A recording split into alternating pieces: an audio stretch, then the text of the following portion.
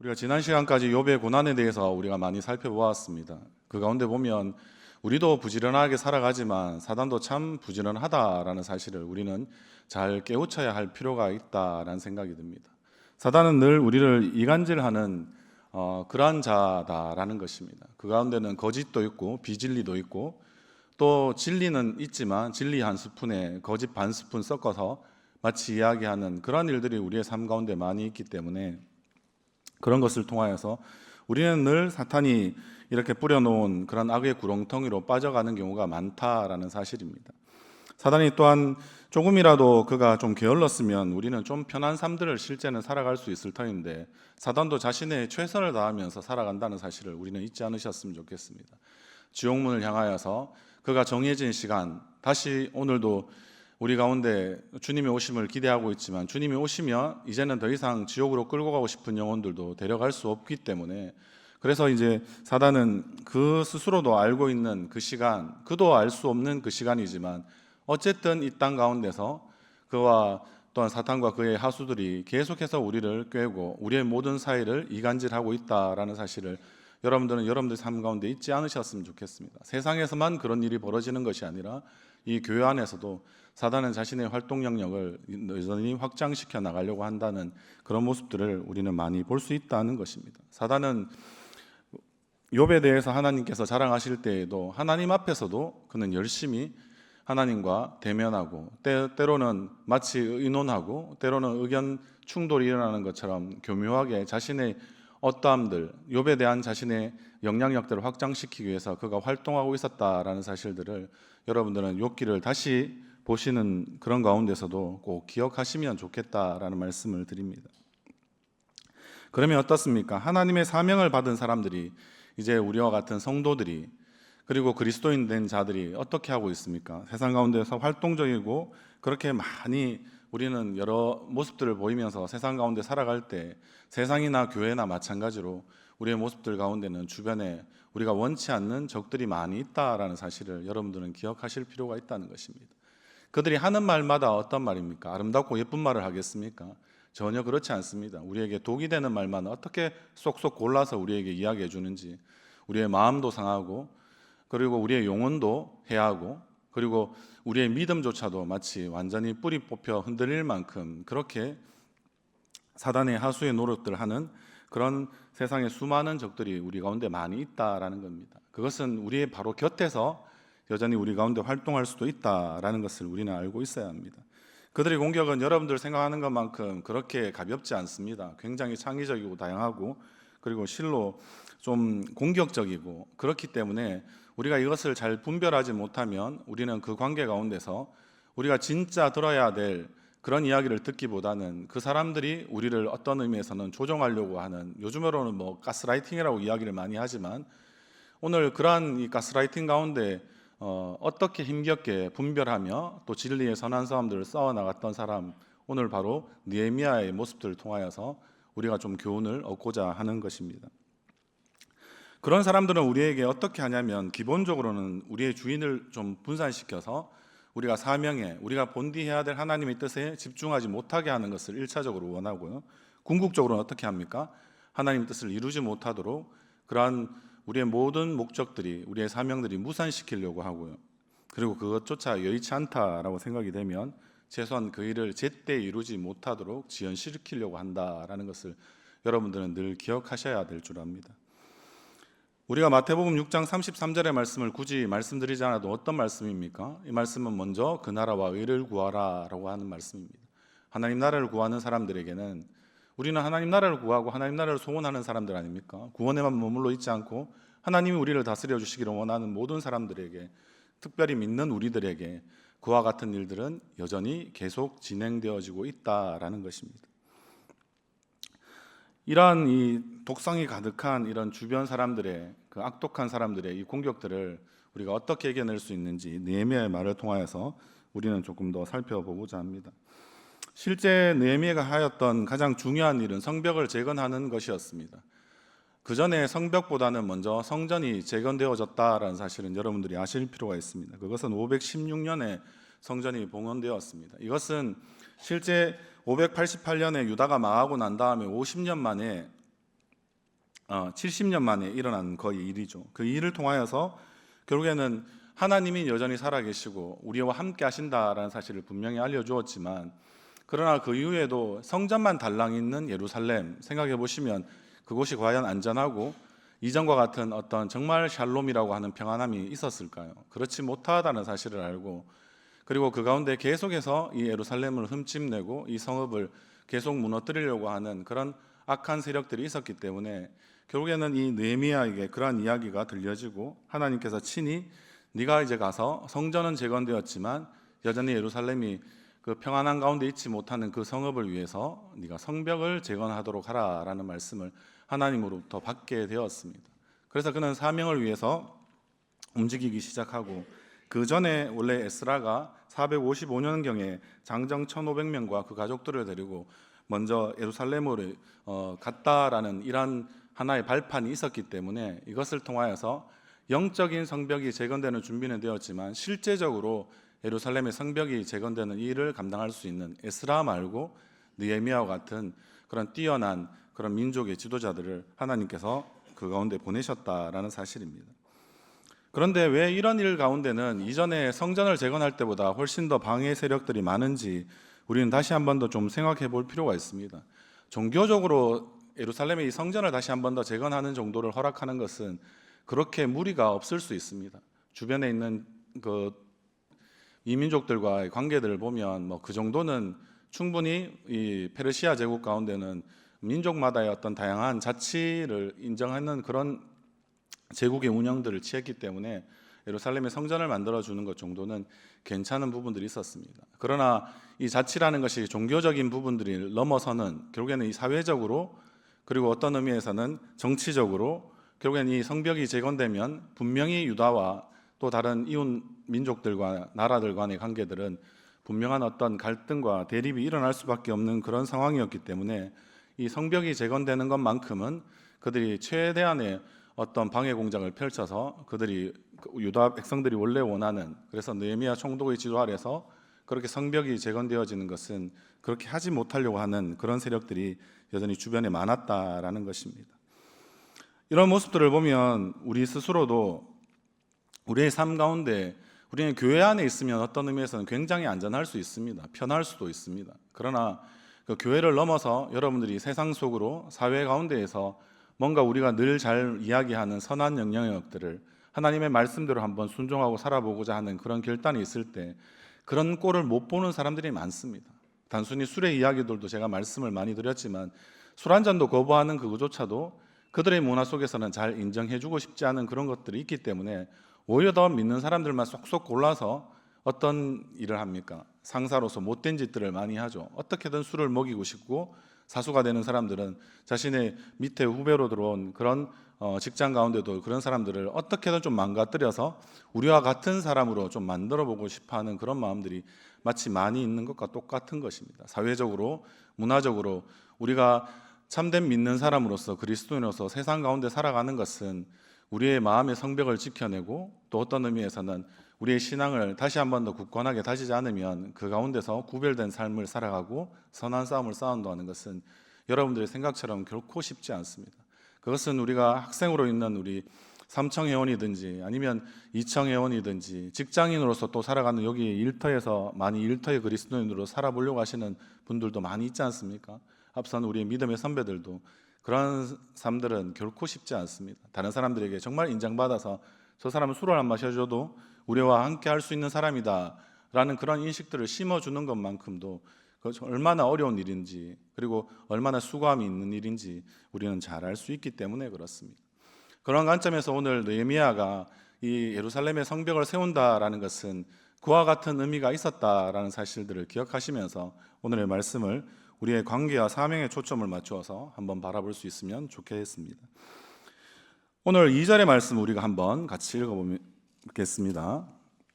같이 읽겠습니다. 시작. 산발락과 게셈이 내게 사람을 보내어 이르기를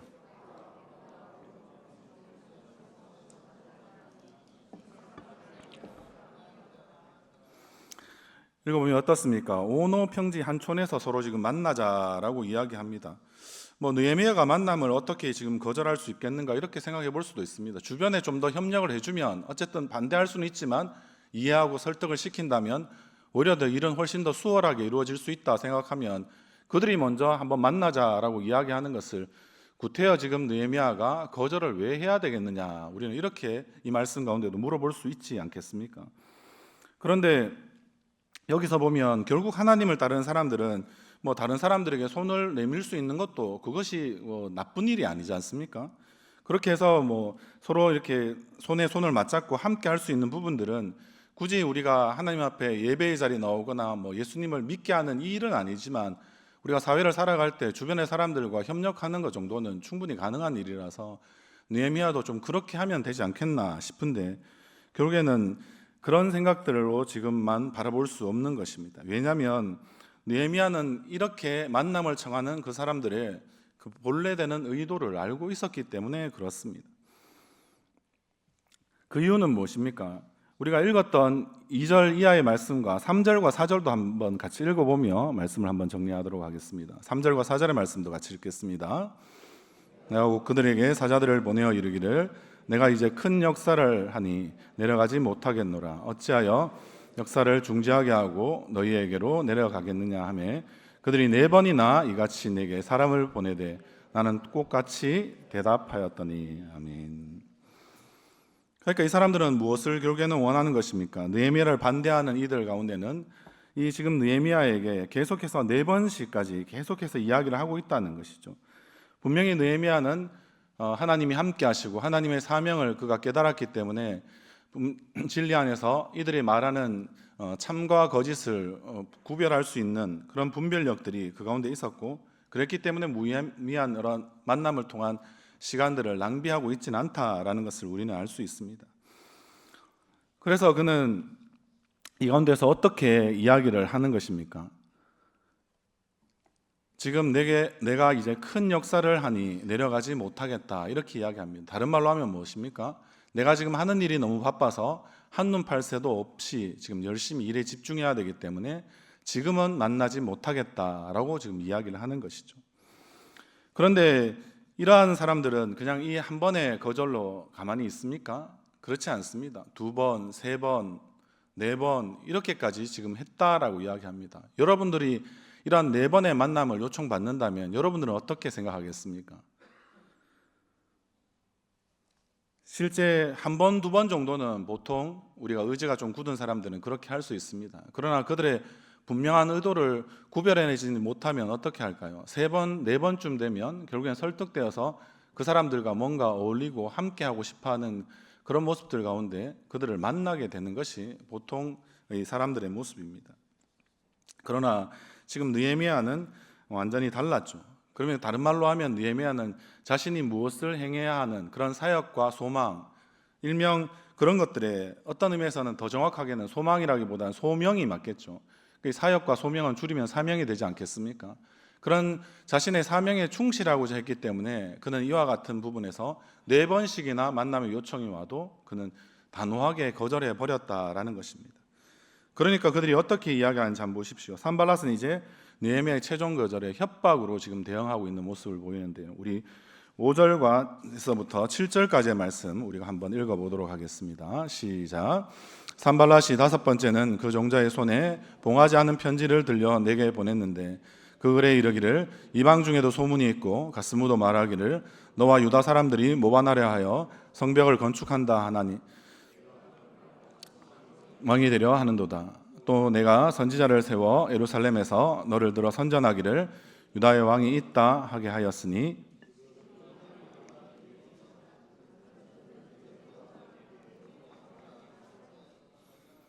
아멘. 처음에는 그냥 만나자, 누가 봐도 아주 그냥 나이스하고 좋아 보이는 합리적인 만남을 분명히 요청했지만 이제는 그들은 독이 되는 그런 말들을 우리 가운데 계속해서 이야기하고 싶어하는 사람들, 그러한 우리를 반대하는 사람들은 결국에는 어떻게 합니까?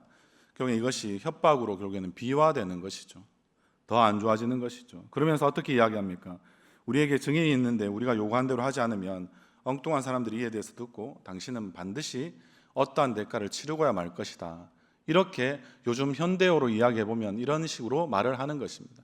우리 그런 말들 많이 듣지 않습니까? 이제 더 이상 상종하고 싶지 않은 사람, 거리를 두고 싶은 사람. 일반적으로 우리가 사랑에 대해서 이야기를 많이 하지만 하나님의 사랑은 모든 것을 용납하는 것은 하나님께만 해당하는 일이라고 저는 생각합니다. 특별히 청년들도 귀 기울여서 들어주기를 바라는 게, 우리가 사랑이 많으니까 모든 것을 다 수용할 수 있다. 여러분들이 신앙 수준과 그리고 여러분들이 사랑을 베풀 수 있는 어떤 하나님이 주시는 마음에는 분명히 한계를 어느 정도 정하십니다. 그럼 어떻게 해야 될까요? 여러분들은 때로는 우리의 관계의 선함들을 위해서 노라고 말할 수 있는 용기가 필요합니다.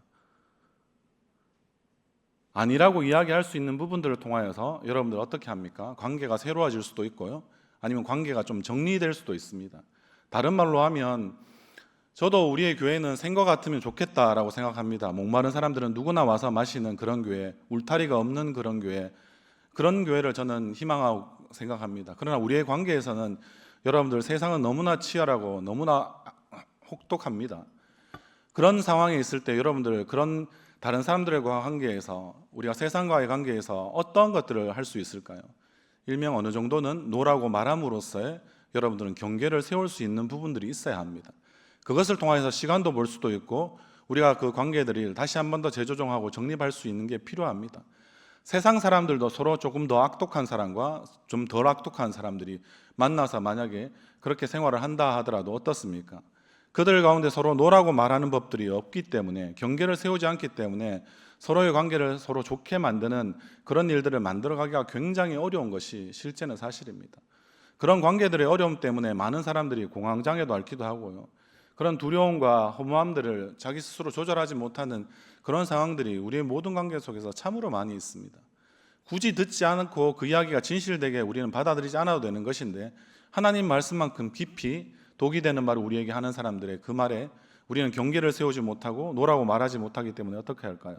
하나님 말씀보다 더 깊이 묵상하시는 분들이 많더라고요. 그렇지 않으십니까?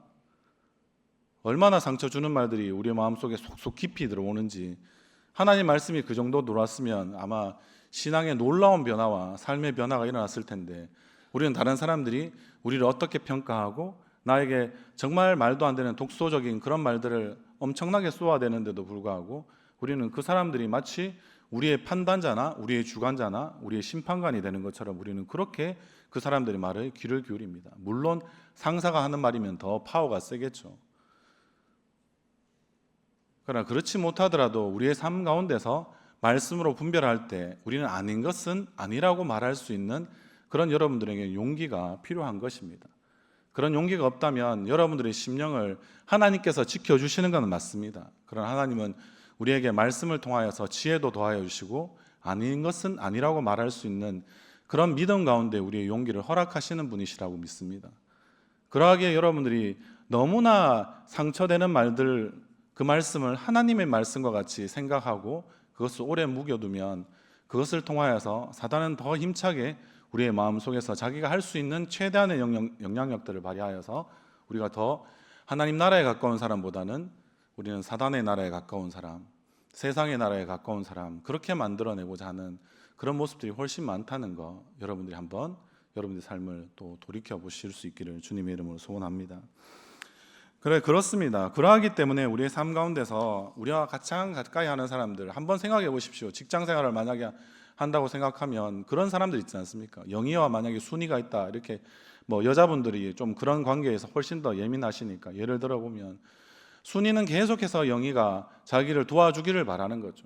계속해서 도와주기를 바라니까 자신이 원래 해야 될 일조차도 지금 잘 감당하지 못하는 상황 가운데 순희가 도와달라고 하면 또 안 도와줄 수 없는 그런 뭔가는 좀 애매한 그런 설정들이 되어 있었기 때문에 계속해서 영희는 순희를 도와줍니다. 그런데 더 이상 자신의 일도 하지 못하고 자신의 삶도 엉망으로 빠져들이고 이런 상황이 있기 때문에 결국엔 영희는 결단을 하게 되죠. 아니라고, 더 이상 이렇게 하지 말고 나에게 업무적으로 꼭 필요한 일이 있으면, 도움이 필요하면 그때만 나에게 필요할 때 연락하라고, 나머지 개인적인 영역들까지 내가 이 직장에서 그렇게 해줄 수는 없을 것 같다고, 이렇게 이야기하면 그거 가만히 있겠습니까? 산발랏이 지금 느헤미야에 대해서 하는 행동과 똑같이 하겠죠. 뭐라고 할까요? 험담하겠죠, 당연히. 영희가 얼마나 못됐는지, 처음에는 도와주는 척 하다가 이제는 나하고 선을 탁 긋는다면서. 저 사람은 결국 뭐 도덕적으로도 인격적으로도 뭐 우리는 같이 할 수 없는 직장 동료인 것 같다고, 자기를 도와주지 않는 그 한 부분을 크게 만들어서 한 사람을 완전히 바보 만드는 그런 일들은 우리 가운데 뭐 학교 다닐 때든 직장인이든 너무나 이런 일들이 많잖아요. 그럼 그런 사람들의 이야기 때문에 여러분들은 다른 사람들의 어떤 직장에서의 평가 때문에 여러분들의 삶을 또 그 순위한테 맞추어가는 그런 영예의 모습들을 다시 한번 생각해 보십시오. 그럼 그게 과연 끝나겠습니까? 직장을 그만둘 때까지. 그리고 만약에 혹시 근처라도 주소지가 비슷하였다면 완전히 그래서 다른 지역으로 이사 가지 않는 이상 과연 그런 관계들이 정리가 되겠습니까? 정리되지 않습니다. 그러니까 여러분들이 그리스도의 용납하심이 그렇게 적용되는 것은 저는 아니라고 생각하기 때문에 여러분들에게 과감히 좀 예를 들어서 더 설명을 드리는 것입니다. 아니라고 할 때 아니라고 이야기함으로써 그 사람도 그런 우리의 관계가 더 좋아질 수 있는, 다시 한번 더 생각해 볼 수 있는 그런 계기가 충분히 만들어질 수 있다는 것을 잘 생각해 보시면 좋겠다라는 것입니다. 우리 교회 안에서도 마찬가지 아니겠습니까? 서로가 서로의 어떤 불편한 부분들이 있다면 솔직하게 아니라고 이야기함으로써 어떨까요? 서로의 관계를 다시 한 번 더 조금 이렇게 세워나갈 수 있는, 마치 성벽을 지금 재건하듯이 여러분들 가운데 그런 관계들이 좀 더 좋을 수 있는 그런 것들이 되지 않겠습니까? 그래서 좀 필요할 때, 꼭 그렇게 부탁해야 될 때, 이럴 때는 좀 이렇게 함으로써 서로가 서로를 좀 더 많이 배려해 줄 수 있는 그런 모습들이 우리의 교회 안에서도 훨씬 더 많아지기를 주님의 이름으로 소원합니다. 그런 우리의 모습들이 결국에는 있다면 마찬가지입니다. 느헤미야는, 우리는 이런 산발랏이나 자신에게 반대하는 이런 많은 사람들이 하는 이런 모습들이 어떠한 관계가 있는지를 우리는 좀 더 살펴보고자 하는데요. 느헤미야가 결국에는 여러분들이 생각하는 것처럼 이러한 이야기들을 우리는 그가 많이 듣는다 하더라도 지금 뭐라고 이야기합니까? 5절에서 7절에 읽었던 내용 중에서는 네가 왕이 되려고 한다부터 시작해서 뭐 네가 이제는 유다를 마치 다 네 마음대로 쥐락펴락하는, 유다의 총독으로 네가 임명받았으니까 그렇게 하고 싶어서 결국엔 그것을 통해서 유다의 성벽이 재건되면 주변에 있는 나라들과도 이제 관계를 다시 한 번 더 해서 정비해서 뭐 쳐들어갈 수도 있고, 어떤 의미에서는 그들을 자신의 발 앞에 무릎 꿇리고 싶어하는 그런 방법으로 계속해서 아마 느헤미야의 성벽 재건을 반대했던 사람들은 그런 생각들이 있었을 거예요. 그러니까 암몬 사람이든 아라비아 사람이든 사마리아 총독이 되었던 이 산발락과 같은 사람이든 이런 사람들은 그런 방식으로 계속해서 느헤미야의 영향력들을 어떻게든 좀 줄여보고자 싶어하는 그런 마음들이 있었을 거예요. 그런데 느헤미야가 성벽을 재건하는 동기는 단 하나이지 않습니까? 하나님을 사랑하고, 그리고 그 예루살렘에 모여 있었던 얼마 되지 않는 마치 난민과 같았던 그러한 지금 유다 사람들을 사랑하는 것이었고, 그리고 그 가운데 하나님을 향한 믿음과 하나님의 말씀에 순종하고자 하는 그런 동기로 그는 했을 뿐이지, 그는 그런 마음이 없었어요. 왕이 되고자 하는 마음들이 있었지 않기 때문에 그렇습니다. 그런데 말씀드렸던 산발락과 같은 이런 독이 되는 사람들의 동기는 어떻습니까? 조금이라도 자신에게 이익이 되는 이 이기심과, 그리고 상대를 어떻게든 반대하고 싶어하는 그런 증오심과, 그리고 그들 가운데 끊임없는 이 갈등을 조장함으로써 어쨌든 이 일은 망쳐지게 되고, 그리고 자신들의 영역들은 좀 더 확장되기를 원하는 그런 방식이 그들 가운데 분명히 동기적으로 있었다라는 것입니다. 여러분들, 그래서 느헤미야와 이 산발랏을 대표한 이 독이 되는 사람들과의 관계가 계속해서 상호작용이 일어난다면 그 과연 교제가 될 수 있을까요? 그렇게 될 수 없습니다. 그리고 그들을 이기기도 더 어렵습니다. 그들의 생각은 어떻습니까? 훨씬 더 고상하거나 고매한 것이 아니고 그들은 완전히 다른 경기를 하면서 그렇게 느헤미야에게 계속해서 싸움을 걸어오고 있기 때문에 느헤미야는 그들과 같이 할 수가 없는 거죠. 그러므로 우리는 느헤미야처럼 행동을 해야 합니다. 8절과 9절의 말씀 한번 같이 읽도록 하겠습니다. 시작.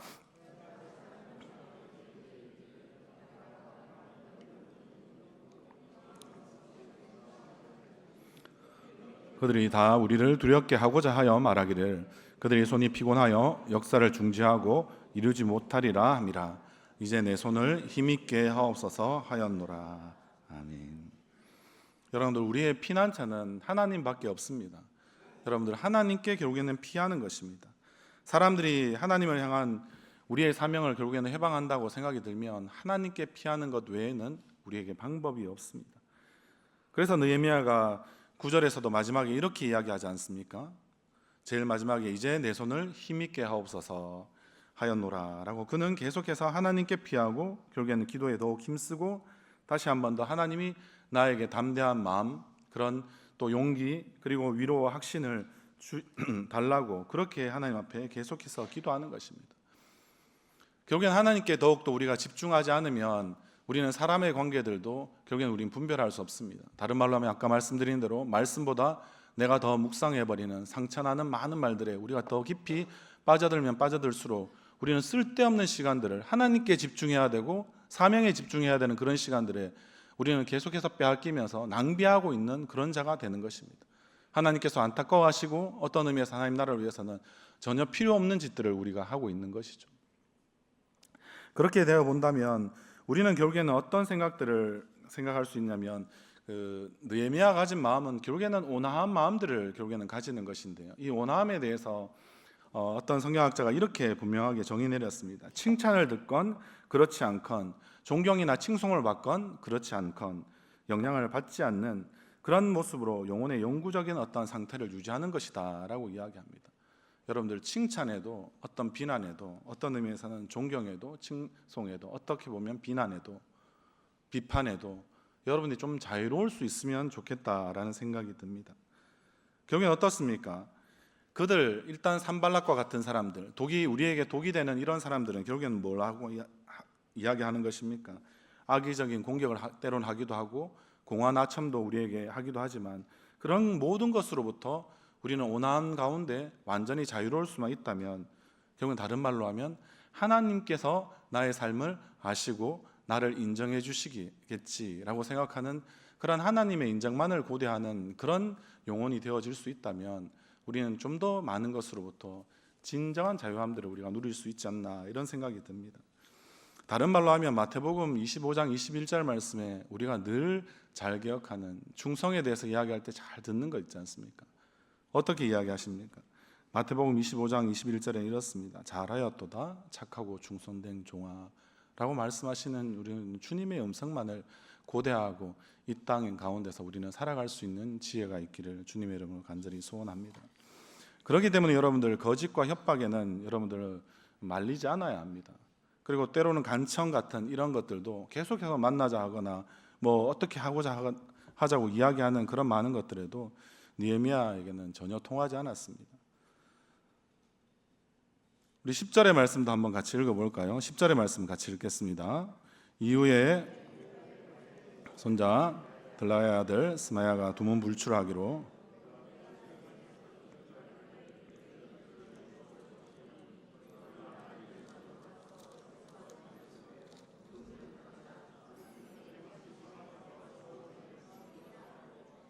아멘.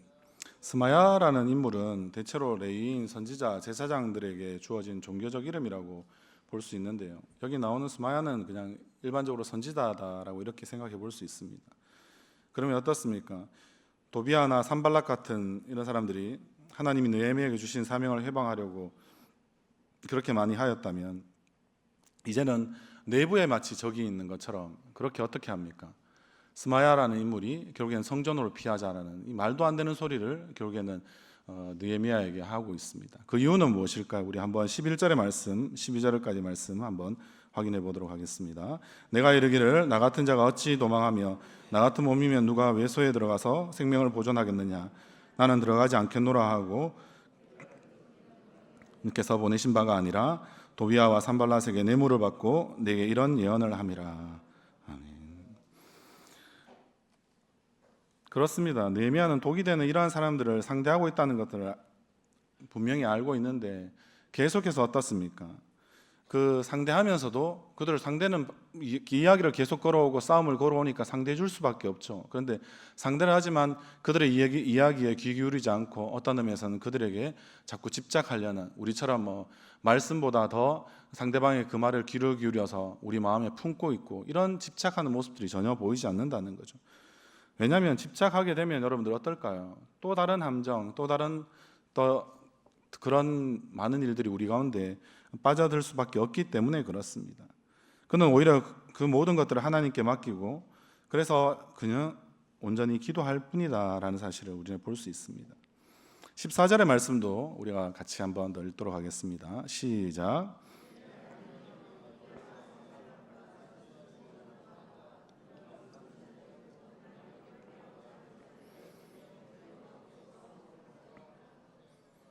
아멘.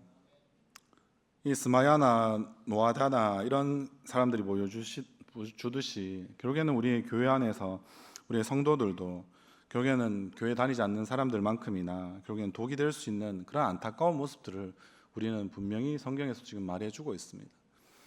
그래서 우리가 저는 끼리끼리 모임을 하라라고 그렇게 말씀드리고 싶지는 않지만, 그러나 우리가 모든 사람들을 한결같은 주의 사랑으로, 특별히 우리가 교회에서 만난 이런 사람들이 한 마음으로 우리가 이렇게 지내는 것은 상당히 중요한 일들입니다.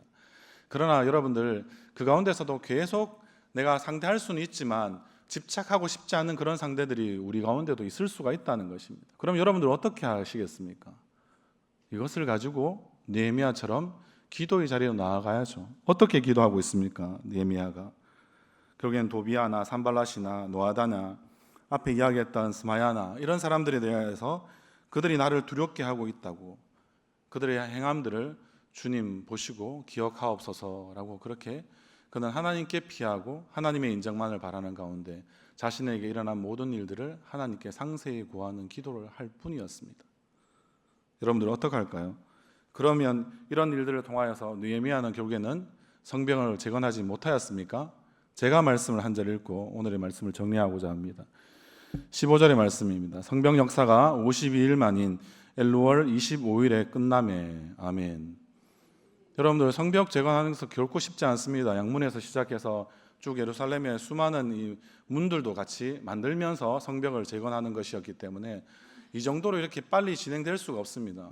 다른 말로 하면 여러분 한번 생각해 보십시오.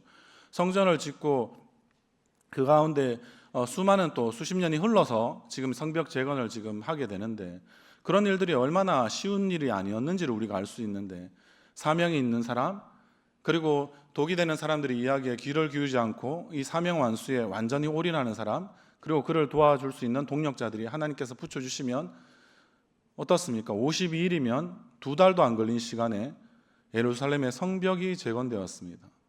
실로 대단하지 않습니까?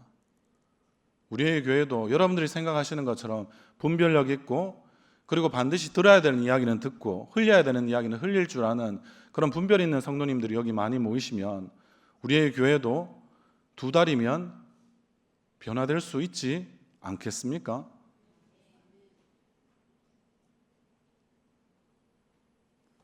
우리의 모습들이 그렇습니다. 회복이 굉장히 더디고 오래 진행될 수도 있겠지만, 하나님의 사명에 집중하는 사람들, 그리고 하나님께서 뜻을 다하여서 관계하면서 함께 동력하는 사람들이 우리의 교회 가운데 더욱더 불일들이 일어난다면 우리의 교회도 회복되어지고, 여러분들 우리의 교회가 회복된 교회 다니시면 어떨까요?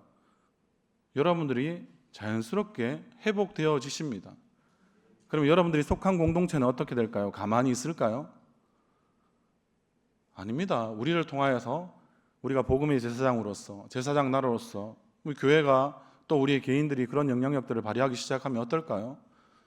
우리의 사회도 지금처럼 혼란한 적이 마치 없었을 수 있는데요.